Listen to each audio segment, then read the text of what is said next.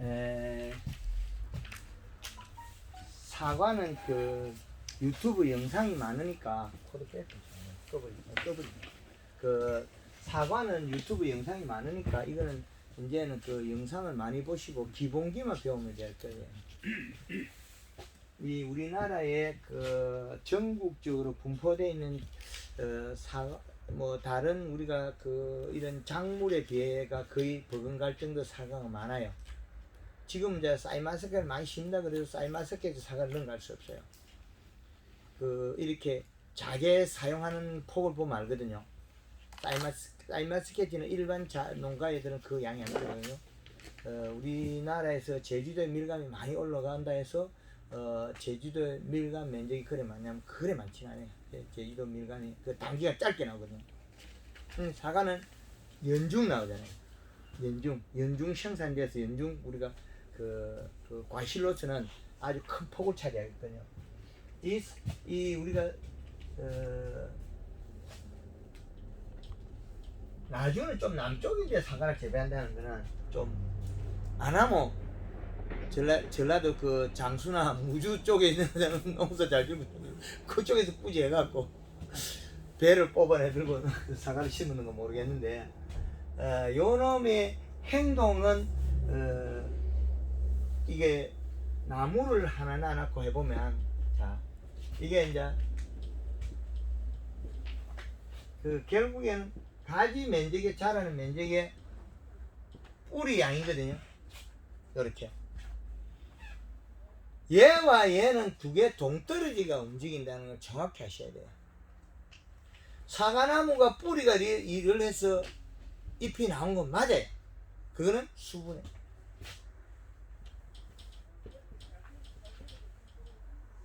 뿌리는 수분에서 영양을 공급해서 나온 건 아니라고 봐야 돼요. 가지 땅에 꽂아놨더니 물에 꽂아놨더니 잎이 나오거든요. 그럼 얘는 영양을 가지고 있으면 기본기는 영양을 가지고 있으나 얘는 지상부에서 내려오지 않으면 멈춰버려요. 그리고 거꾸로 내려오고 있어도 거꾸로 더 올라가고 가을로 가서는 단풍을 들여줘야만이 뿌리가 자라고 있던 뿌리가 멈춰요. 단풍을 들여야만이 뿌리가 멈추고 잎이 단풍이 들어서 탄수화물 몸에 축적이 되거든요. 이건 가을 단풍에 해당해야 되고 전년도에 농사를 잘 지어 올해 출발을 잘 했거든요.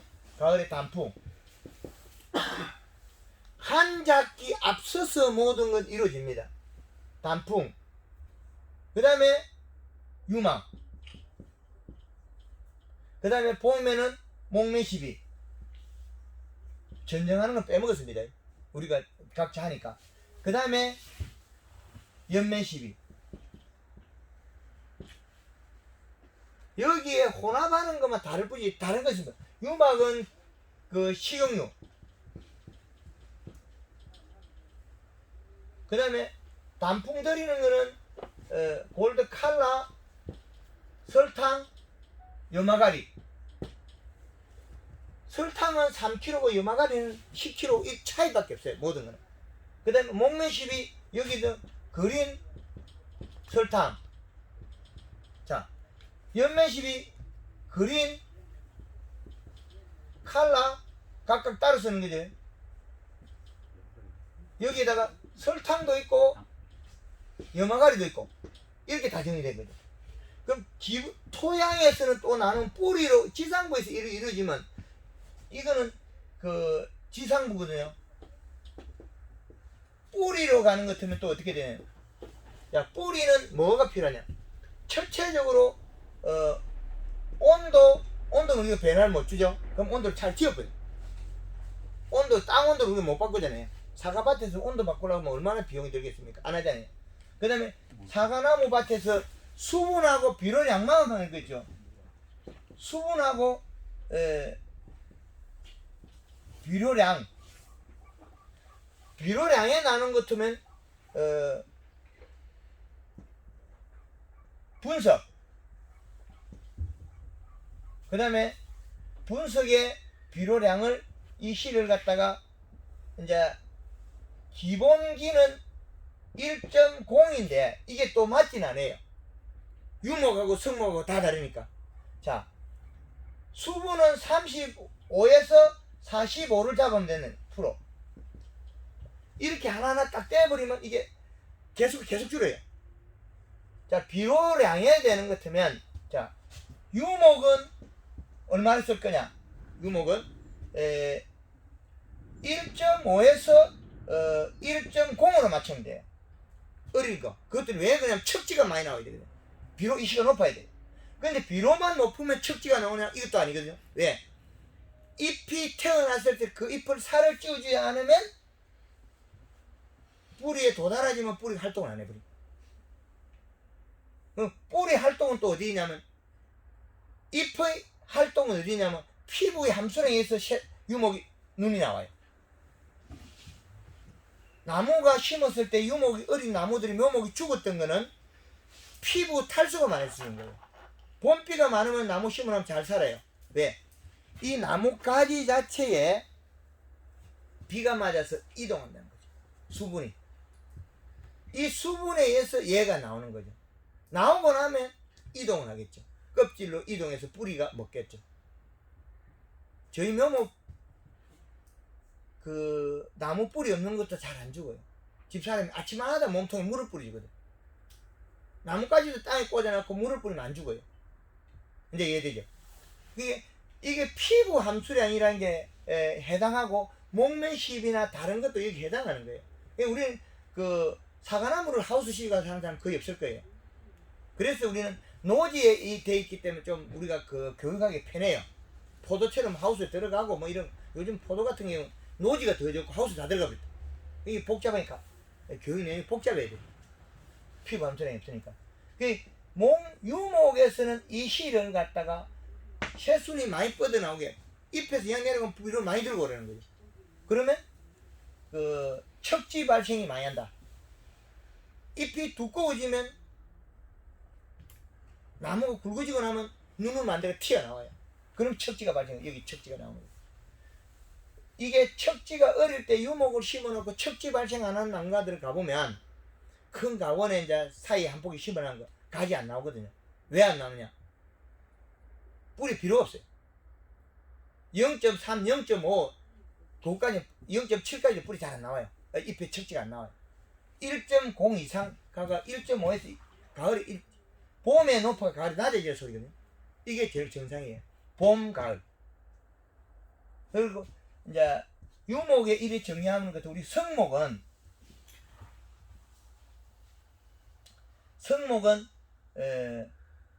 1.0에서 0.5에서 0.8 정도로 잡는 거예요. 성목 비료량은 사과에. 그리고 밀식은 그 0.8에서 0.5를 잡는 상대적으로 낮춰야 돼.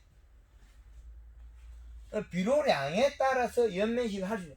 그런데 일이 올라가면 올라갈수록 그 잎이 두껍게 나오나 그 좋은 결정을 잘 못해요. 이것들은 왜 못하냐면 초기에 잎이 나올 때 잎 스스로 자라는 게 도와줘야 돼. 요 연면 시비로 인해서 요 가지에 나오는 잎을 키울 수 있거든요. 그래서 종망이 키우는 거예요. 자, 요 시나노 골드가 종이 자른 거예요. 근데 요 사과를 자세히 보면 요 중간층에 살이 조금 빠졌어요. 자세히 사각으로 되어 있는 듯 하면서 약간 여기가 들어간 듯 하죠. 뭐냐면 여기 중간층에 그 비료량이 부족해서 그래요. 후반기에 많이 키웠다는 거예요. 여기 늘어진 거거든요. 중간층 클 때 여기 동실해야 되는데 동실한 면이 없죠. 여기 길이만 길었지 여기 동실한 게 없다는 거죠. 그러면 그 중간에 비분이 여기 좀 부족해서 그래요. 잎 두께 얇았다. 요 하나 보면 요 똥구멍 되게 크잖아요. 그럼 요거는 후반기에 숫기를 넘기가 땄거나 그래서 이게 자꾸 자란 거죠. 이게 잘한 건 아닙니다. 요게 홍로. 포항에서 가져온 건데 10월달에 가져온 건데 홍로도 오래 가죠. 여기 황금을 농부에 홍로 잘 안 써요. 진도 안 나오고. 그 대신 여기 봄에 그 꽃필 때 얼은 거예요. 저희 차가 싣고 다니다 나 이제 계속 두는데 이거 홍로입니다. 요것도 부사가 얼은 거고. 근데 이게 얼어버리면 좀 적게 자라는 그 부분은 있어요. 얼어버리면. 이래 비료만 빼내가지고 작물을 정리해버리면 이제부터 쉬워지거든요. 비료만. 작물 재배에서 비료량만 우리가 측정해가 떼내버리면 이 사과의 기본이 정리가 된다는 거예요. 기본. 요 기본만 정리해놓고 나면 사용 시기만 바꾸면 되고 횟수만 바꾸면 되거든요. 자, 봄이 됐는데 뿌리가 움직여야 되는데 뿌리가 움직여서 가져간 거는 크게 비료량이 많이 없어요. 몇 가지 있을 거예요. 책에 나오는 대로 뭐 질소나 몇 가지 있는데 그 양으로서 우리 기본이 될 수는 없다는 거죠. 네, 이 사과나무 가지에서 새순이 여기에서 나와서 사과가 꽃이 피서 열어서 여기에 과촉력이 센티미터가 나와야 되는데 이게 안 나온다는 거죠. 가지는 이렇게 나오고. 자, 요 과촉력의 크기를 키워주면 이 사과의 종 방향이 길어져요. 자, 종 방향만 길게 만들어 놓으면 횡은 다음에 여기에서 수분 35%에 45% 비록 21.0이란 이시 기본기를 가져가면 잎에 있는 요 잎의 두께에 의해서 뿌리 생산량으로 보면 됩니다. 잎이 두꺼운 거는 이동해서 누가 먹고 사냐면 뿌리가 먹고 살아요. 얘들이. 우리가 8월달에 도양지 탁 자르고 나면 한 20일 정도, 한 20일 정도밖에 살아 않고 그 뒤에 안 커버려요. 왜 안 크냐? 지상부에서 이동하는 내려가는 양이 작아서 그래요. 작년에 포항에서 탁 자르고 나니까 처음에 잘 크거든. 조금 있으면 안 커요. 비록 이신이 있어요. 여기. 8월 20일에 포항에 사과밭에 가서 제가 추비를 다 이렇게 해줬거든요. 요소들 뿌리게 해주고 단 한 번에도 뿌리게 해주고 했단 말이에요. 그 이신은 있어요. 근데 지상부에 도장이 너무 많이 잘라보고 나니까 분재나무에 사과 이런 것처럼 사과만 떼글떼글 내려지는 절대 안 커요. 왜? 지상부의 잎에서 내려가는 양이 적다. 그럼 뿌리가 굶어서 처음에 한 20일은 일을 하지만은 이 20일이 지나고 나면 뿌리가 굶어서 움직이더라고요. 그래서 잎을 살을 찌우도 개수가 적기 때문에 문제가 있어요. 그러면 거기서 멈춰버리가 사과 생산량이 한 약 20% 이상 감소돼요. 우리가 기본 자기 체격에 너무 잎이 적을 때는 도장지를 자를 때 약간 남겨놓고 잘라야 돼요. 요걸 갖다가 섰다고 해서 다 자르지 말고 조금 남겨놓고 그래 일을 하죠. 8월달 넘어가면 크게 창이 안 주거든요. 약간 한 20-30cm, 한 30cm 둬야만이 그 잎이 일을 해서 뿌리가 먹고 산다. 이 기본을 갖다 흩어지면 안 돼요. 잎에도 연면시배 할 영양제 먹을 잎이 있어야 되지. 근데 요 잎은 있어도 왜 일을 못하냐면 뿌리에서 오는 양을 사과가 먹어버리고 잎에서 적게 먹게 되거든. 잎이 적게 먹고 내려가는 양이 줄어들면 다음에는 올라올 때 적게 올라오는데 사과가 먹을 뿐 잎이 먹을 게 없어요. 그럼 비료가 있어도 일을 안 한다는 거죠. 비료가 있어도 잎이 일을 안 해요. 그런 현상이 벌어지거든요. 그 현상을 막으려면 자기 기본이 성립이 돼야 되는데 그건 언제 있냐면 초기에 있다는 거죠. 예, 초기 목면 시비와 초기 연면 시비에 있어 연면적을 확보해야 돼요. 한 잎의 크기를 확보해주면 요 연면적은 또 어디에 해당하냐면 사과의 종방향길에 해당해요. 그렇지. 이 기본이 되는 걸 갖다가 제일 먼저 많이 아셔야 된다는 거예요. 올해 사과 농사를 대과를 만들려면 큰 거를 만드는 거는 초기에 목매시비, 연매시비밖에 없어요. 얘가 뿌리가 발달해가 먹기 전에 다 이루어져야 되기 때문에 우리가 뿌리가 발달해가 먹고 나서 이루어지면 이미 늦어요. 그건 이미 시간 지나서 뻥 지났어요. 그때는 행밖에 못 커요. 그래서 초기에 목매시비와 연매시비 결정도 하는데 목매시비는 아무리 하고 싶어도 많이 할 수가 없어요. 이거는. 근데 목매시비는 사과에 목매시비로서 그 설탕이 들어가거든요. 이 설탕이 이 목매시비에 설탕이 미치는 영향은 설탕은 이 탄수화물은 이 나무 가지에서 미치는 영향은 엄청나게 커요. 탄수화물 농도가 높으면 새순이 잘 안 나오게 돼 있어요. 고구마 맛있게 농사지은 건 순이 안 나요. 양파 같은 거는 이 마늘도 보면 순이 나는 게 있고 안 나는 게 있거든요. 요 놈은 나고 육종 마늘 안 나와요. 요건 빨리 뽑았거든요. 5월달에 뽑은 건 이건 영양이 순이 나와요. 요건 안 나와요. 이게 영양 차이예요. 좋은 창고에 마늘, 황금알 농법 양파를 보관하면 이듬해 8월달까지도 순이 안 나와요. 뿌리도 안 나오고. 양파 저장했을 때 뿌리가 나오고 순이 나오면 이미 썩어요. 에너지가 없다는 거죠. 그래서 나무 가지도 역시 마찬가지로 봄에 일찍 눈이 튀어나오는 거 영향이 없어요. 늦게 나와야 돼. 다급할 이유가 없거든요. 몸속에 영양 축적량이 많으면 절대 안 다급해요. 천천히 늦게 나와요. 제일 늦게 나오는 몸은 대추거든요. 대추가 늦게 나와요. 안 나와요. 늦게 나오는 종일수록 봄 피해 적거든요. 근데 같은 사과밭에서도 지난해 봄 냉해가 심해가지고 사과가 수정도 안 되고 삐뚤어지고 안 열고 그런데 우리 가원에도 쏙 가보면 멀쩡한 나무가 있어요. 그게 뭐냐면 가을에 단풍이 들어서 이게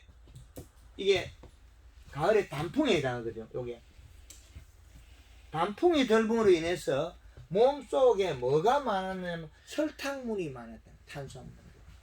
완전한 영양소 탄수화물이 높았다는 이렇게 결론이 나오거든요. 그럼 탄수화물을 갖다가 얼마나 공급할 거냐는 우리가 선택을 할 수가 있어요. 목매시비에 골드 그린 2리터에 잎이 없을 때는 2리터 씁니다. 잎이 있을 때 1.5리터 내려오고 그 다음에 여기에 남은 거는 설탕이거든요. 설탕을 5kg부터 15kg까지 씁니다. 5kg부터 15kg까지. 왜 이렇게 늘렸겠습니까? 내가 내 가원에 봄 냉해가 심해가지고 장애가 일어난다고 판단했을 때 이 양을 늘리겠다는 거죠. 그죠? 설탕양은. 그래서 이 설탕은 그런 역할을 하는 겁니다. 봄 냉해에 몸속에 영양 함량을 늘리는 거에 한해서 설탕이라는 거죠. 체내 저장 양분. 근데 겨울에 축축 안 하는 것도 봄에 영양을 공급하면 바뀌어요. 또 공급된다는 거죠. 전자와 후자는 좀 차이는 있으나 그것도 가능하다는 거죠. 없으시기로. 그래서 이게 요 양의 함량에 비례하게 되어 있는데 이건 또 상대적으로 도리어 불리해지는 데도 발생했어요. 영천의 포도 사과가 영양이 늘어버리니까 순이 안 나와요. 다른 집보다 그건 한 달의 차이가 안 나와요. 물을 뿌리고 불을 떼고 해도 안 튀어나와요. 왜 그랬겠습니까? 지금 안 나와도 내 충분히 살 영향이 있는데 왜 굳이 지금 맞지도 않는데 나을 거냐는 거예요. 그러면 영양이 없을 때는 다급해가지고 저장 창고에서 마늘이 뿌리가 나오고 순이 나오는 거나 가실나무가 일찍 순이 나오는 거나 동일하다는 거예요. 그리고 영양이 없으면 잎이 더 커야 되는데 영양이 없으면 잎이 더 작아져요. 봄 순이 나왔을 때 우리가 골드 그린 골드그린을 목면 12를 2 내지 3회를 했을 때 이 영양소는 늦어질 수도 있어요. 눈 나오는 시기에 조금 딜레이 되는. 그 대신 자연 조건에 지가 최적한 상태를 찾아가 나오겠죠. 감자든 고구마든 저장을 해보면 그 영양이 많은 건 순위 안 나와요. 잘 안 나와요. 환경이 좋을 때 나와요. 환경이 좋을 때. 그러면 서산에 생강을 심었는데 생강물이 잘 안 나오는 게 있잖아요. 감자가 촉이 안 나오는 거. 그것들이 역시 마찬가지 여기 해당해요. 촉촉하게 수분이 좋으면 잘 나올 건데 영양이 많아서 더디 나와요. 그러면 환경이 안 좋으면 지가 잠자버려요. 그래서 생강 같은 거 심고 밟아라 그러거든요. 그 흙하고 밀착도 피부의 수분을 늘리라는 거죠. 그러면 우리가 이 목면 시비가 중요하다는 게 이제 이게 영양이 많으면 온도에 저온에 견디는 힘이 배가 돼요. 저온에 견디는 힘이 배가 되는데 제주도에 내려가서 12월 달에 제주도 무에다도 설탕을 갖다가 물 2톤에 4통이죠. 우리 504통 설탕을 15kg 두 포로이가 7.5kg 살 거예요. 눈이 와도 무가 장애가 없습니다. 설탕이라는 게 식물에 미치는 영향 엄청나게 중요하다는 거죠. 힘이 강해요. 온도에 견디는 힘이 강하다. 그래서 설탕은 아주 중요시해요. 그래서 목면 시비는 설탕이 이렇게 중요하고 영양은 따라가서 일을 해주게 된다. 그러면 이거는 몇 년 전에 할 때는 약 3kg만 써라 그랬거든요. 설탕은. 그랬을 때하고 많을 때하고는 이제 지난해 사과나무가 봄 너스리 때문에 피해 때문에 설탕을 늘리고 있는 거지. 그 전에는 설탕을 3kg만 써요. 3kg만 써도 청도, 복숭아, 사과, 그 자두 꽃 좋아요.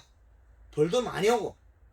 이때까지는 그래 쓰다가 늘린 이유는 원인이 요거 때문에 봄 너스리 때문에 늘렸거든요. 요건 아마 그 부분에서 과거하고 다르다고 느끼는 건 아마 요 부분일 거예요. 설탕 양이 늘었다. 그 온도에 비례하게 돼 있어요. 겨울에 마늘에도 가을에 맨 마지막 12월 달에 연면 시비할 때는 설탕을 늘려가라 그러거든요. 5kg에서 한 15kg 사이까지 늘리는 거예요. 원인은 탄수화물 농도를 높여서 안 말라져요. 마늘이 잎이 적게 말라요. 그리고 뿌리가 상하지 않는다. 그 양이거든요. 지금도 마늘에서는 설탕을 한 7.5kg까지 쓰라 그래요. 물 500에. 그 대신 골드그린 같은 게 2리터만 쓰라 그래요. 영양이 부족해서 일어나는 것보다 탄수화물 농도가 낮아서 일어나는 일이 더 크다는 거죠. 그래서 그렇게 하라 그래요. 요 설탕에 대한 중요성은 아주 꼭 기억했다가 활용을 잘 하시면 됩니다. 사과에서 단 탁구공만 할 크기까지 7월 15일 그리고 조금 빠른 종들은 과실이 더 빨리 컸다면 그 이전에 종에 따라서 그 뭐 복숭아나 이 종에 따라서 다릅니다.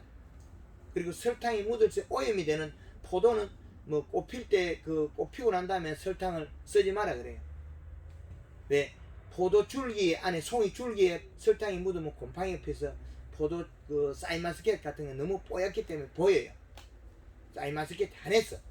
다른 것들은 또 좀 괜찮아요. 얼룩이 생기는 너무 깨끗한 애들 그런 거를 주의를 해야 되고. 그러면 목면 시비가 정리가 되면 이 목면 시비는 2, 3회란 말은 두 번만 치면 돼. 왜 세 번을 치라 그러냐. 비가 왔을 때 이동했다. 그래서 비가 흠뻑 왔을 때 한 번 더 늘려서 사용해서 효과를 더 바라는 거죠.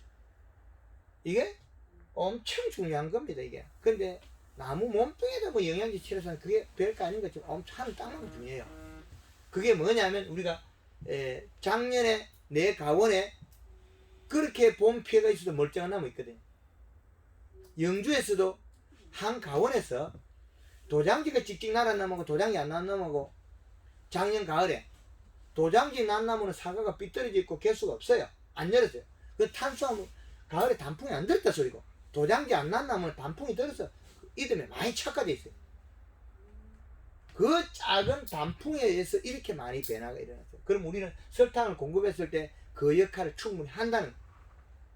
이건 이미 증명이 되고 우리 회원들이 한꺼번에 놓고 먼저 한 회원들이 활용하고 있는 거고, 사무실에 강의 속에 잘 나온 가지들이 보면 다르거든요. 꽃이 화려합니다. 벌이 엄청나게 와요. 벌이, 꽃이 화려하고 벌이 많이 오고 꿀이 많아요. 이웃 농가하고 벌 양이 우리 밭에 가면 완전히 뭐 벌이 난리 나는 것 같아요. 웅웅웅해. 그런데 이웃집 농가에 가면 벌이 안 와요. 그 정도 차이가 많습니다. 그래서 설탕이라는 거는 그게 중요하다. 이게 여기에서 끝나는 게 아니고 혈순이 나올 때 이 절간을 좁힐 수 있어요. 이 마늘 지금 이거 다 이게 불 거거든요. 봉지 싸놓고 요게 한참 지나면 이 잎이 얼마까지 길어지냐면 70cm까지 길어져요. 햇볕이거든요. 탄수화물 공급을 못 받으면 이 상태에서 잎이 70cm까지 길어져요. 작년에 영상에 그런 것도 있어요. 사무실 일부 강의한 것들이. 햇볕이 늘어나면, 자, 여기에서 사과 햇순이 나왔을 때 이 작은 것들이 탄수화물 설탕 양이 늘어나면 요 잎이 둥그러지고 횡은 커. 잎이 넓이 늘어나나 길이가 짧아지고 잎 자루도 짧아지고 절간이 짧아져요. 설탕은 좋은 겁니다. 좋은 건데 너무 많이 쓰면 쪼이게 돼요. 요 제주도 밀감은 눈이 오고 얼은 걸 살려 가져온 거거든. 설탕을 10kg 썼어요. 근데 밀감이 며칠 만에 설탕 10kg 연면 시배하고 그 다음날 비 오고 쫙 짜러붙어요. 밀감은 얼어버리면 붓고요. 영양이 없어도 붓고요. 제주도 사람 말에 붓군다 그러거든. 잎이 부풀어요. 그거 갖다 붙이는데 며칠 만에 갖다 붙였어요. 제가 제주도 갔어요. 이 얼은 것도. 얼은 것도 쪼래 붙였지. 제주도 사람 밀감 얼고 나면 다 버려요. 맛이 없거든. 왜? 잎에서 영양을 안 주기 때문에 맛이 없어요. 잎에서 영양 주게 바꿔버린 거예요. 탄수화물 공급하고 골드 칼라에다가 설탕에다 예마가리 뿌려서 얘가 행동하게 바꿔버려요. 맛을 얼기 전보다 더 당도를 올려놨어. 이 농가에 벌써. 이거 상품에다 3월달에 딸 거거든요. 버려야 될 걸 돈을 벌게 만들어주는 거예요. 이것도 예전에 제주도에 갔어요. 그 제주도 사람이 왜 밀감을 갖다가 그 작은 걸 좋다고 큰 걸 나쁘다 했냐면 비료를 너무 적게 줘가지고 맛이 없거든. 작은 게. 그러니까 하우스 가면 비료 많이 줘요. 똑같은 조식용 밀감을 갖다가 하우스 가면 비료 많이 주고 노지에 비료를 갖다가 쬐끔 주고 안 주거든. 그게 엇박자로 주는 게 또 나쁘거든요. 그래서 안 주는 거예요. 한 해 밀감 열고 한 해 안 열어요. 한 해 안 열 때 몇 개 열으면 이막 서거든. 그건 또 갖다 버려. 이막 서는데 그게 알이 있냐? 알이 없어요. 또 꺾기는 부부만이 돼 있죠. 알이 없어. 쪼매네요. 조그만해. 근데 제주도에 가서 우리 한꺼번에 놓고 골드 칼라에다가 염화가리 치고 설탕 500g 옆에 이게 붙어버려요. 쫙 쪼리부터 알을 다시 커올라오더라. 바꿔줬거든요. 그것 때문에. 우리 사과에서는 초기에 목면십, 연면십에서 결정이 끝나버려요. 이거 농사 여기는 이 시장은 맞추는 거는 우리 비료 뿌리고 맞출 건데 뭐 비가 오든 우리가 수분을 공급하든 이거는 매출 수 있는데 요거는 봄에 끝나버렸어. 우리가 할 수가 없어요. 길이를 키울 건데 길이 키우는데 뭐 시간이 있냐? 없어요. 이게 영양이 없으면 잎이 커가지고 여름에 일 더 하기 위해서 잎이 더 커야 되는데요. 영양이 없으면 절대 안 커. 더 작아져 버려요. 왜 작아지냐? 영양이 없으니까 내가 지금 먼저 나간 내 잎이 펴서 햇볕에 광합성을 해서 뿌리를 먹이 살려야 되거든요. 이게 아주 이게 중요한 일이거든요. 내가 햇순이 나와서 더 커지면 다음에 일을 많이 해서 많이 먹고 살 건데 잎 두께가 얇으면 영양이 더 안 올 거니까 내가 잎을 펴서 햇볕 광합성을 해서 일을 해서 뿌리 먹이 살리는 이렇게 결정하고 근데 연면십에 잎을 살을 찍어버리면 오물이 있어요. 오물이 있는 거는 뒤에 힘줄이 두껍다서요. 더 크게 떠서요. 그것들은 계속 커요. 계속 크면 이 영양소가 뿌리에서 왔느냐면 이건 아니에요. 뿌리에서 영양이 왔다면 공판장에 사과의 종방향 길이가 긴 사과가 나와야 되는데 종방향으로 긴 사과가 별로 없어요. 왜? 일찍에 과촉엽을 센티미터를 안 키우기 때문에 종이 안 크다는 소리거든요. 황금알롱꽃처럼 이 디테일하게 이걸 조절해놓은 방법이 없다는 거죠. 연면 시비가 했을 때 오늘 했을 때가 10일이 가느냐면 그건 아니에요. 비가 안 올 때는 10일이 가요. 왜? 이동량이 부족해서 안 자랐다는 거거든요. 그러나 일주일 만에 거의 다 먹어요. 비가 안 와도. 근데 비가 와버리면 한 번에 이 잎이 다 자라버려요. 햇볕 이틀만 보면 이제는 다시는 안 오므려요. 그때 연면시면 끝만 살짝 오므려져요. 더 크려고. 전체는 잎이 오미지가 않아요. 근데 연면시비를 정확하게 잘했더라면 잎이 오므려 있어요. 오므리가 쑥 커요. 그 정말 커서 펴지면 사과의 종방향이 큰다. 근데 우리가 쬐끄만한 잎들이 과촉엽이 아주 작은 것들이 있어요. 우리 손톱막 산 것들. 요 정도 작은 것들은 사과 소금할 때 되면 톡톡 떨어져요. 노랗게 해가지고. 그거는 뭔 말이냐면 영양을 안 먹어서 에너지가 공급이 안 돼요. 왜? 그 전에 잎이 두터웠더라면 이 영양소가 내려가서 뿌리가 발달해서 올라오면서 여기 영양이 공급됐는데 그 어린 잎이 태어날 때 영양이 공급이 안 되면 뿌리로 이 껍질로 전달하는 관이 약해요. 관이 작아져요. 그러면 자기는 조금 일을 하다가 죽어버려요. 그런데 황금을 얹고 있을 때 작은 과촉엽들이 어릴 때부터 목면시비, 연면시비 해놓으면 사과 딸 때까지 안 떨어져요. 일을 하고 있어요. 사과 딸 때까지. 가을까지 일을 한다는 거예요. 그래야 돼야만이 요 잎이 작은 잎들이 커야만, 이게 두꺼워야만이 그 다음 거 더 큰 게 나와요. 그래서 과촉엽이 크기에 종방향 길이를 결정합니다. 근데 이게 이제 요거 결정하고 사과가 이제 다 컸단 말이에요. 다 크고 나면 6월달 되면 이게 이제 사과의 종방향 길이를 거의 결정했는데 더 자랄 수는 있어요. 그런데 그 시기에 6월달 돼서 잎이 신초, 과대지 잎이 두꺼운데 계속 연면시비에 어떻게 신초가 터져버려요. 도장돼 버리네. 새순이 터진다는 거예요. 2차 순이 나오면. 그래서 잎의 두께를 보고 어릴 때 새순의 길이 센티미터 5cm만 돼도 염화가리를 써라는 거예요. 생식 기능을 부여해라. 그럼 잎이 노래지면 두꺼워도 새순이 잘 안 나와요. 가리를 왜 빨리 써라 그러냐면 잎이 두께만 늘리면 생식 기능보다 영양 성장이 더 많아요. 요 부분을 아주 오늘 키포인트로 요 부분을 잡아가세요. 키우는 거는 연면시비에 누구든지 다 키울 수 있으나 잎의 엽색을 돌리는 거, 엽색을 두껍고 연하게 만드는 거, 가을에 아주 강조를 많이 했죠. 잎이 두껍고 펴진 상태에서 살이 찐 상태에서 힘줄이 노래야 된다. 약간 노란빛이 들어야 된다. 이걸 자꾸 강조했죠. 봄에도 역시 마찬가지예요. 잎이 진하고 두껍기만 하면 더 살이 찔 공간이 없어서 2차지가 발생합니다. 2차지 발생을 줄이려면 엽색을 연두색으로 바꿔야 된다. 아주 중요하죠 이게. 그러면 연두색으로 약간 연하게 바꾸면, 두꺼우면서 연하게 바꾸면 어떻게 해요? 과실이 빨리 자라고 있어요. 잎에 왔던 영양소 빨리 돌아가 버리거든. 그 생식 기능이 부여하는 거죠.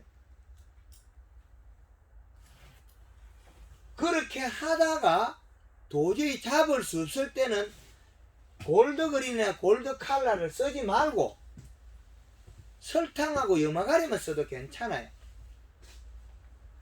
굳이 영양소라는 건 잎의 생산량을 위해서 사용하는 거지 영양제처가 저 보태주려고 하는 거 아니에요. 저한테 돈 많이 보내준다고 해서 농사 잘 짓는 거 아니에요. 그때는 그 용량을 어느 정도 해야 돼요? 1kg에서 2kg까지. 조금 더 잎이 커지면 두꺼워져서 이제 3kg까지 늘리도 되는데 염화가리가. 그럼 6월달 가면 충분히 3kg 염화가리 쓸 수 있거든요.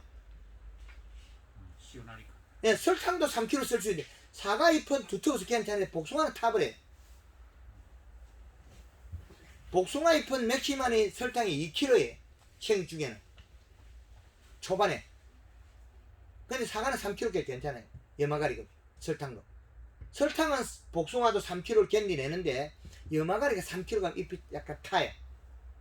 복숭아에서 요 부분이 문제가 되고. 온도가 너무 높을 때는 그렇게 치면 안 되잖아요. 온도가. 여름에 8월달 정도 됐어요. 8월달에 예. 오후에 치면 5kg 치도 괜찮아요. 아 그렇게 치도요? 3kg 그렇죠. 치도요? 그런데 그 양은 안 해도 되기 때문에 1kg에서 2kg 치는 낮춰놨어요. 3kg 치도 괜찮아요. 시간 타임이 문제고 함수량이 문제예요. 잎의 함수량이 문제예요. 수분. 온도에 비례하는 것도 일부가 있지만은 수분량에 비례해요. 잎의 함수량, 두께. 먹고 견디는 거는 체격이 좋고 술 좀 먹는 사람은 소주 한 병 먹어도 안 채요. 술 못 먹는 사람은 그 체격이 커도 조금만 먹어도 채잖아요. 그거는 잎 자체의 두께에 해당하는 거예요. 두께하고 온도하고 비례하거든요. 견디는 힘이. 그래서 초반전에 결정이 끝났는데 8월 달에서 처방하는 거와 봄에 처방하는 거 두 가지 달라요. 사과나무의 비료는 9월 달에도 처방을 했잖아요. 작년 9월 1일 날에 사과의 비료량을 이시가 낮다고 판단하고 200평에 유한 한 포, 단 한 번에 한 포, 두 포를 추방했다고. 사과 잘 만들었잖아요. 사과나무 비료를 못 주게 한 거는 이 원인이 아니고 전체 데이터가 정립이 안 된 상태에서 도장지 몇 개 놨다고 사과에 비료 주기만 했거든요. 도장지가 굵게 난 거는 비료가 많은 게 맞아요. 가늘게 놨잖아요. 보통 가면 사과밭에.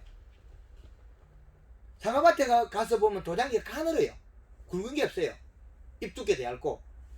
가는 도장지는 비료 이시가 낮은 거예요. 잎 두께가 얇고. 그런데 도장지가 굵은 게 났을 때만이 두껍고 굵은 게 나서 이시가 높은 거지. 도장지가 빽빽하게 난 거, 가늘게 난 거는 길이가 길다고 해서 비료가 높은 거 아니에요. 길이가 길어진 거는 함수량에 의한 거예요. 수분량. 그 전정할 때 가지를 너무 많이 잘라버리면 여름에 나겠죠, 물론. 전정에서 차이지, 이시량은 무관해요. 그렇게 이 봄에 왜 강이 여기만 계속하고 있겠습니까? 여기에서 농사가 이미 성패가 끝나버렸는데, 종방향이.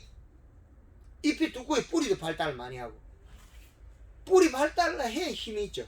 그래서 봄에 강의는 계속 할 때마다 강의를 여기 다 하고 있다. 왜? 여기 집중해야 되니까. 근데 여기 집중하고도 문제가 생기는 게 있다는 걸 밝혀주는 거예요. 왜? 잎이 너무 두꺼워졌을 때 2차지가 발생하면 내년에 꽃눈이 없어져요. 그래서 그걸 꽃눈을 2차지를 발생을 안 튀고 영양 공급하는 방법은 가리 잎 두께에서 엽색 진한 거에서 가리 함량을 늘리라는 거예요. 한 2kg까지 괜찮거든요. 5월달까지도. 3kg 쓸 때는 약간 잎이 더 커지고 단단해져야 돼요.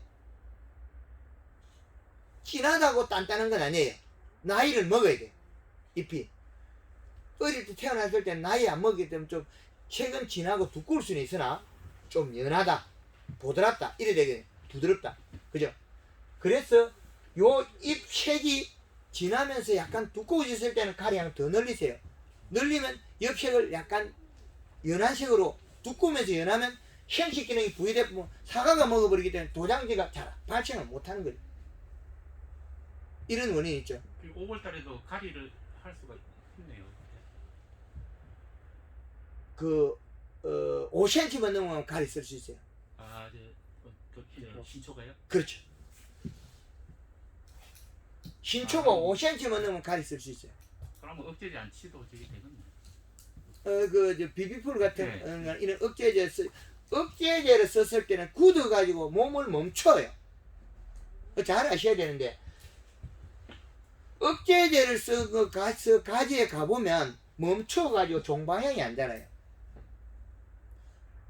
우리가 지금 인삼칼이나 석회나 그런 거 사용한 거 자리 가보면 잎이 딱 굳어 있어요.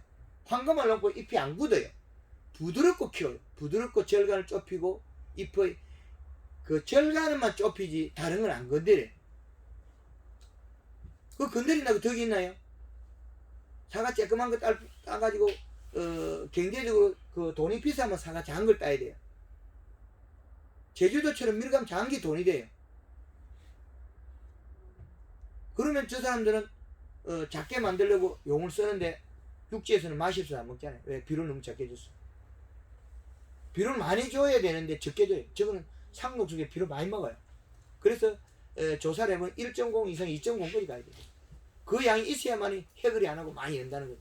그 많이 열어가 작게 만들면 되거든요.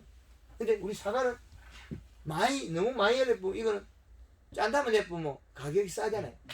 그럼 사과 농사 짓을 800g짜리 많이 나와야 돼요. 자두 대석 같은 경우는 우리가 한꺼번에 200g 만들어버리거든요. 사과도 200g짜리 있잖아요. 그 자두 대석도 200g을 만들어내요. 많이 나오진 않아요. 그 양이. 그래서 우리가 사과 800g짜리 언제 만드는? 봄에 다 만드는. 봄에 끝나버려. 아니 그거 비대지를 안 치도 그렇게 크는가요? 황금을 하고 그런 거 안 써요. 단 쓰는 게 여기 보면 골드 그린, 골드 칼라, 설탕, 염화가리 이것밖에 없어요. 대석 자두 200g 만드는데 쓰는 거 조금밖에. 우리가 이제 안동 같은데 공판장에 싣고 가도 2다이, 3다이는 사과로 취급을 하는데 벌써 4다이 넘어버리면 가격 차이가 배 차이 나요. 그건 봄에 결정은 그거 벽으로 배워본 거래요. 그래. 그거는 봄에 여기 있다 다 있는데 이것도 너무 자주 했을 때 문제가 발생하는 걸 잡아주라는 거죠. 염화가리로. 예. 염화가리로 해가지고 과일을 키워버리는 소리거든요. 그럼 과일 농사는 누가 주느냐? 잎이 져요. 우리가 횟수에 비례하게 돼 있고 하늘에 쿨러가 있으면 마음대로 하겠죠. 하늘에 쿨러가 없잖아요. 그러면 우리가 연면 시비를 7일 만에 밖에 못해요. 7일이라는 숫자가. 비를 이용해야 돼요. 비가 오면 앞에 전에도 영양제를 칠 수 있어요. 후에도 칠 수 있어요. 그러면 이 횟수가 비례하는 거예요. 황금을 농구 개발할 때 그 4월 며칠 18일부터가 단감에서 5월 10일까지 한 22일 만에 6회를 연면시했어요. 비 오고 전날 비 오고 나. 그러면 물 쿨러가 예. 땅으로 먹는 게 아니고 물로 올라가는 게 이파리에서 이제 하늘에서 물을 뿌렸을 때 예. 그 자두 대석을 200g짜리 만드는 방법은 3일에서 4일 만에 출근해가지고 그죠? 가원에 가가지고 한나절 내 물을 뿌려요. 가수원에. 뿌리고 오래 치고 오후에 퇴근할 때 영양제 싹치고 오면 돼요. 또 3, 4일 있다가 출근하면 영양제를 맹물을 잔뜩 줘 잎을 키워. 퇴근할 때 영양제 치고. 요 방법으로 해서 일단은 물 쿨러가 나무 위로 올라가야 되네. 그죠? 그렇죠. 요즘 그게 또 설치도 많이 해야 되네. 잎의 함수량이 없으면 결국에는 영양이 이동 안 한다는 거죠. 아니요. SS기로도 저 맹물 예. 맹물 시비를 해도 되잖아요. 그렇죠. 땡길 수 있어요. SS기 물을 갖다 한 이틀 뿌리면 연면 시비 그 시간을 줄일 수 있어요. 날짜를. 이게 비가 오면 전으로 이용하고 이거 방법밖에 없거든요. 김천의 짠돌이 안세옥씨가 어떻게 하겠습니까? 9월 5일부터 15일까지 10일 만에 연면 시비를 5번 했어요. 9월달에 7번 했다는 거죠. 그 비료 뿌리고 그 사과색을 냈잖아요. 그런데 이거는 우리가 데이터의 베이스에서 그 비가 와서 이동을 한 거죠. 사과를 빨리 생산하려면 물을 뿌리고 행동하면 지금보다도 사과 숫기를 땡길 수 있어요. 행동을 자꾸 땡기게 하니까. 요 방법이에요. 물을 뿌리고 영양제 뿌리고 물을 뿌리고 영양제 뿌리면 가리 함량을 늘리면 이게 지 스스로 익을 수밖에 없어요. 잎에다 가리 함량을 널리 뿌면 사과를 다 익혀버려. 부사라고 해서 늦게 따라하는 법은 없거든요. 잎 두께에 비례한 잎 가리 함량의 차이에서 이동량은 계산되면 되거든요. 부사를 굳이 늦게 딸 이유는 없다는 거예요. 황금 얼룩보이는 건 부사가 얼음을 이게 썰이 오기 전에 다 딸 수 있다는 거죠.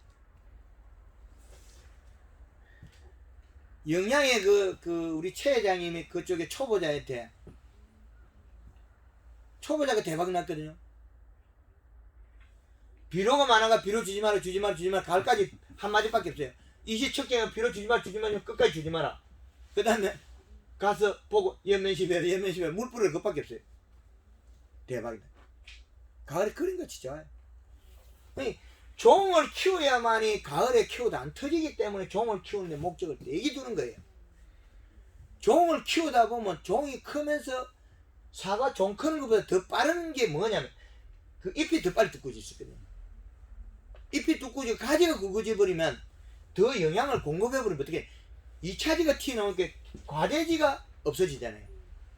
이게 문제가 생기는. 이 문제는 잎 속에 가리 함량을 늘려서 형식 기능을 더 땡기라는 거거든요.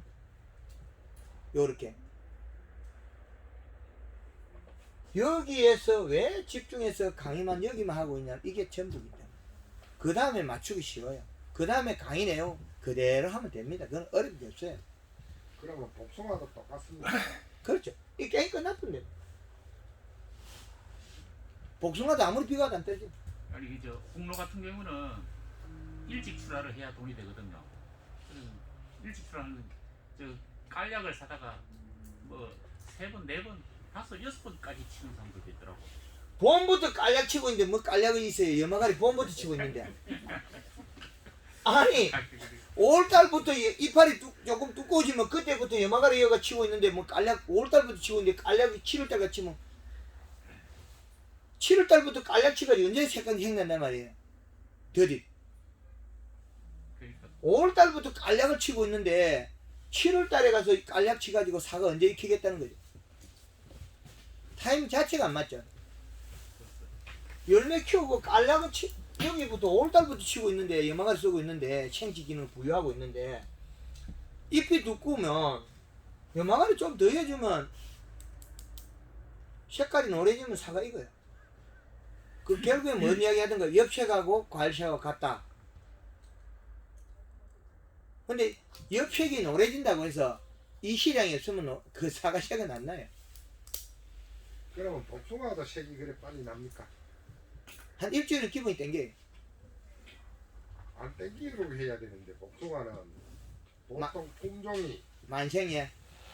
중만생부터 예. 만생까지는 만생은 땡겨야 되지만은 중만생은 예.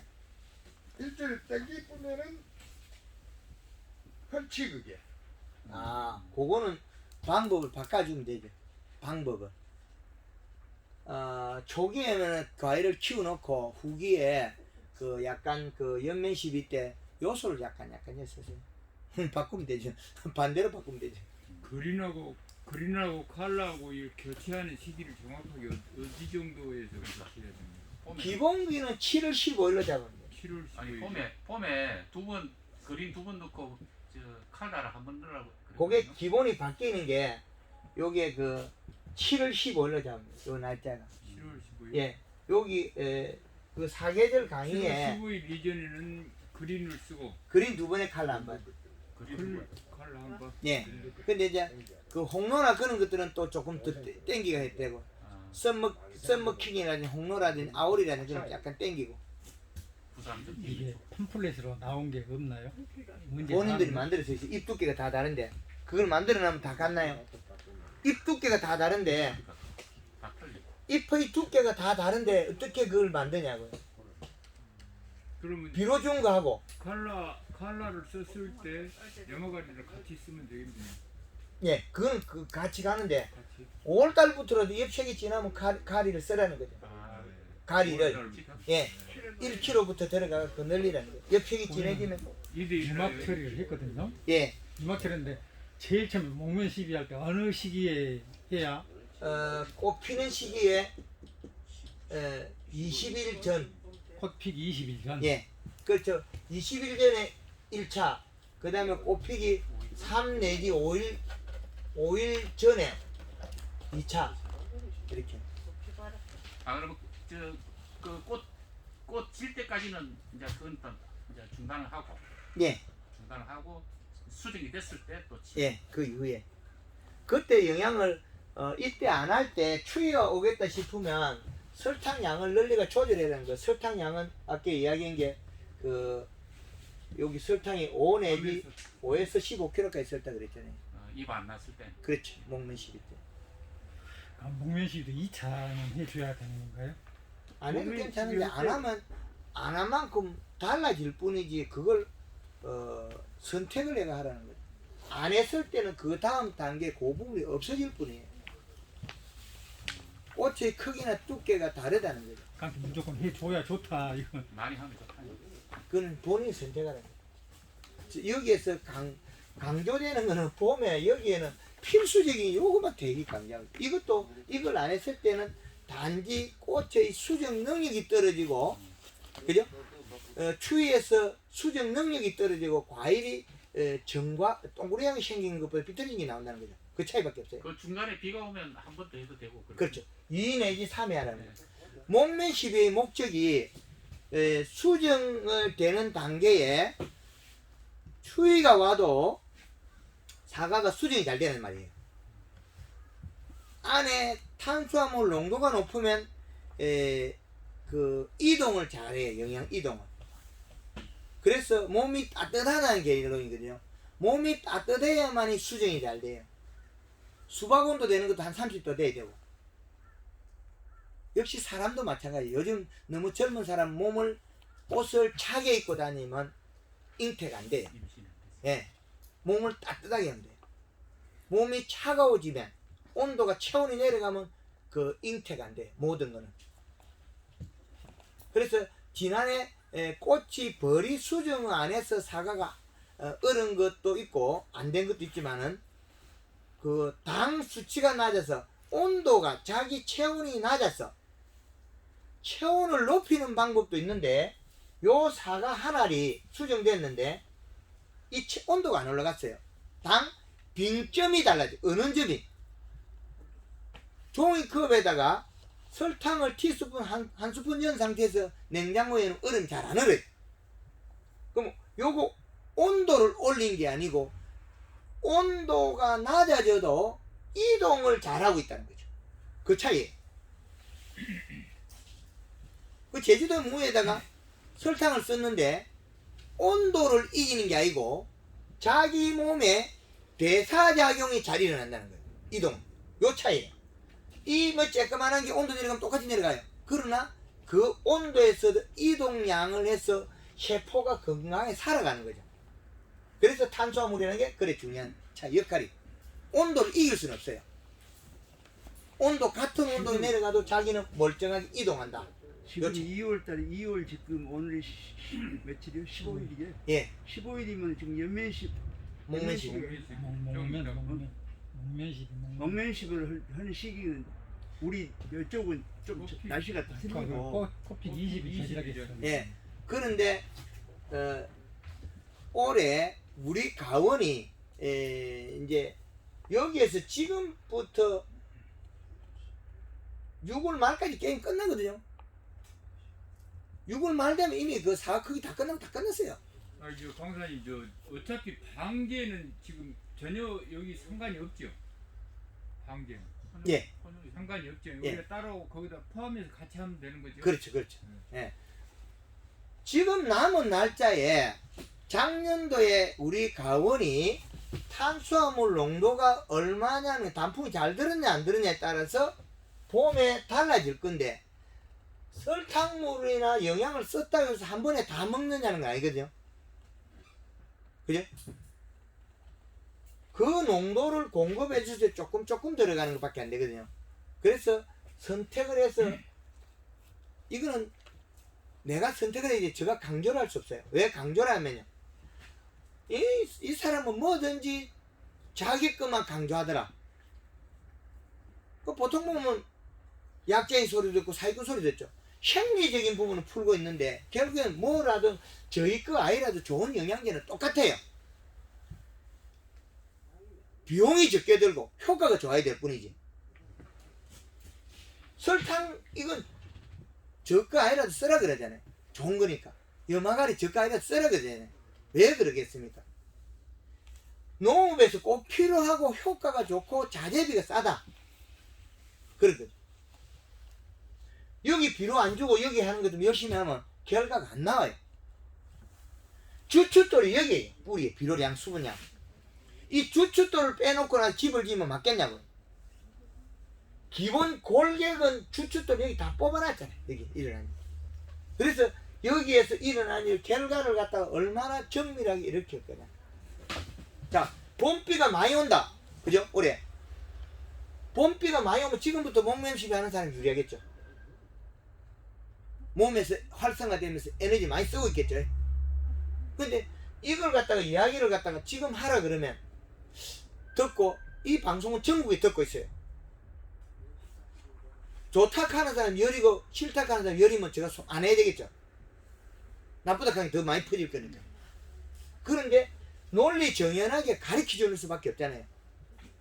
그러면 복숭아가 듣는 경우에는 탄자하고 낚아지는 거하고 그거는 원인이 탄저는 탄저병이고 낙과되는 거는 꼭지가 짧아서 그래요. 초기에 목면십이 연면십이 작아서 꽃 필 때 크기가 작았어요. 볼펜 때만한 것도 그 복숭아 가지 안 쓰죠. 황금을 농부에는 볼펜 때만한 복숭아 가지 써도 복숭아 안 떨어져요. 그 전에 연면십이에서 이 가총력의 센티미터를 켜버리면 복숭아가 종모양이 크기 때문에 꼭지가 길어요. 그러면 탄자는 어차피 탄자약을 쳐야 되고 그러죠. 그렇죠. 탄저가 오고 세균성 구멍병이 온다는 것은 비분이 높다는 거예요. 복숭아에. 세균성 구멍병이 오는 것은 하계 전쟁을 좀 길게 잘라놓으면 좀 줄어들어요. 너무 낮게 자르지 말고. 그러면 여름에 그 병이 침투를 적게 하거든요. 태풍에. 나무 탄저도 맨 마찬가지예요? 탄저는 그가 별개예요. 홍로 탄저는 과가 크면 사과는 껍질이 얇아지고 단감은 과가 크면서 껍질이 두꺼워져요. 껍질이 얇아져서 침투하는 거예요. 날아와서 앉았어.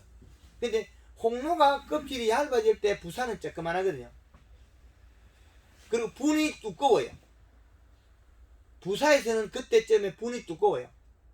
그 탄저 온다고 그 전착제를 쓰면 더 나빠져요. 전착제, 확산제, 침투제 쓰면 왜 나빠지냐면 탄저 온 자리를 자세히 보면 사과가 이렇게 꺼져 이렇게 됐잖아요. 결국엔 여기밖에 안 왔어요. 앉은 거지 위에서. 위에서 떨어졌잖아요. 우리 전착지가 여 분을 벗기고 해보면 여는 안 와요. 분을 퍼진 자리 여기 퍼진 햇볕에도 분이 딱 끼는데 여기에다 전착제를 확산제를 써서 이 분을 벗겨버려서 보는 게 없어요. 분은 이렇게 들고 있는 거예요. 물을. 그럼 탄저가 얹혀가지고 침투를 못하게끔 들고 있는 거예요. 전달을. 분을 벗겨버렸으면 물이 밀착이 되겠죠. 물이 공간이 없잖아요.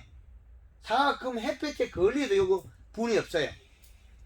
잎이 두꺼우면 분이 오래 가고. 그럼 황금알 농법에서는 정착제를 전혀 안 써야 되겠네요. 응애, 응애. 응애, 진딧물. 그 다음에 흰가루 같은 거. 균을 잡을 때 쓰는데 흰가루 같은 거는 써도 그 다음에 다른 균들에서는 그 전착제를 쓰지 말아요. 녹균병 같은 거. 균이 들면서 포자가 물이 못 먹게 하는 것들이 흰가루 같은 거 있거든요. 흰가루는 그 전에 비료량만 맞으면 안 와요. 녹균병 같은 거 잡아야 될 때 그 전착제를 써가 조금 침투력이 늘리는 거지. 굳이 그거 균이 흰 가루는 잡으려면 설탕만 더해도 그 저절로 방어하니까 그 문제가 되는데, 그 다음에 이게 문제가 뭐냐면 녹균병 같은 거는 균이 노출이 돼 있어요. 지가. 그럼 노출되기 좀 전착제를 안 써도 약이 묻어요. 양파에도 녹균병 약 칠 때 그 약을 전착제 쓰지 마라 그러거든요. 근데 양파에 이렇게 돼 있잖아요. 전부 다 분이에요. 근데 녹균병 전자리는 분이 퍼져 있다. 분이 없다는 거죠. 그럼 요놈 잡을 때 약이 그냥 가도 맞을 건데 전체의 분을 뺏길 뿐은 녹균병 칠대요. 이제 그러면 한국말 농법으로 이렇게 처음부터 이렇게 쭉 이제 제대로 했을 경우에 탄저하고 무슨 관계가 조금이라도 있습니까? 면역 잎이 두꺼워 가지고 면역이 강해지고 세포에 분이 많을 뿐이지, 분이 많다는 건 들고 있는 거죠. 그죠? 들고 있을 뿐이지 전착제를 써버리면 분의 파괴가 되죠. 아니 적혈제를 안 썼을 경우에 안 썼을 때는 유리하죠. 조건이. 유리해요? 예. 조건이? 예, 조건이 유리할 뿐이지 햇볕에 노출된 사과는 분이 없어요. 그쪽. 말하자면 건강하니까 유리한 거라고 이렇게 방금 이야기하잖아요. 분이 많아서 물이 밀착이 안 되기 때문에 탄저병이 뿌리를 못 박는다. 탄저가 균이 두 종류거든요. 하나는 씨앗처럼 오는 게 있어요. 동글동글한 게 있어요. 그거는 돋보기 보면 보여요. 그 안 들어간 놈은 이렇게 해서 바늘과 밀면 밀려가요. 동글동글한 게 있어요. 그 얼음처럼. 그게 있고 균이 또 다른 건 바로 납작이 퍼지는 게 있고 균이 두 종류예요. 동글동글한 거는 우리 치킨 이에면 있는데 치킨 균으로 쳐도 요 껍질 뺏기면 죽는데, 근데 우리 일반 약재는 요 동글동글한 거든 뭐든 간에 잘 죽게 만들었는데 동글동글은 잘 못 죽여요. 탄저가 두 개예요. 납작이 바로 들어오는 건 잘 잡을 수 있는데 그 동글동글은 잘 못 잡고, 여기 3일 비 오면 뚫고 들어가 버려요.